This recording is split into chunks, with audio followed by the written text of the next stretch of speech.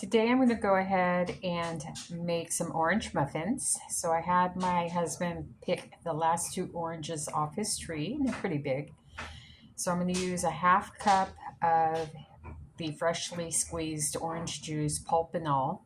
I'm not going to use the zest that the recipe calls for. I'm just not a fan of that. I'm just going to use a half cup of freshly squeezed orange juice. The recipe calls for half a cup of whole milk. I have here some creamer that needs to be used up. I made this creamer out of whole milk, sweetened condensed milk, and then some vanilla extract. So I'm going to go ahead and use a half a cup of this and hope the recipe comes out. So this recipe calls for mixing all the dry ingredients together. So in this mixing bowl, I have 2 cups all-purpose unbleached flour, half a cup granulated sugar, a 1/4 cup brown sugar. I use the light brown sugar. I make it myself and I like it on the lighter side. 1 tablespoon baking powder and half a teaspoon of salt. So I'm going to stir this all together, get it all mixed up, and get my wet ingredients ready. So for the wet ingredients, I have half a cup of freshly squeezed orange juice, half a cup of the whole milk, but I use the creamer that I had made, so that's half a cup of the creamer that I have.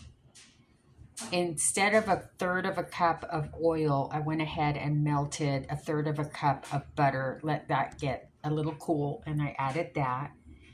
I have 2 large eggs, and the recipe calls for 1 teaspoon of vanilla extract, but since the creamer I'm using already has vanilla, I didn't add any extra. I might add a little bit of orange extract to just kick up that orange flavor a little bit.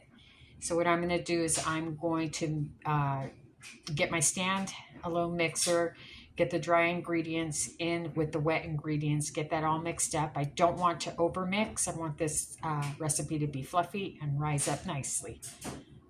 So here is the batter in the muffin tin. As you can see, I ran out of muffin liners, did not want to make any out of parchment paper. It's a little time consuming.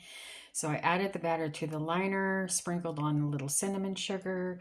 I have the oven preheating to 425. I'm going to put the muffins in the oven at the 425 temp for about 7 minutes and then bring that temp down to 375 and then cook another or bake another 18 to 20 minutes.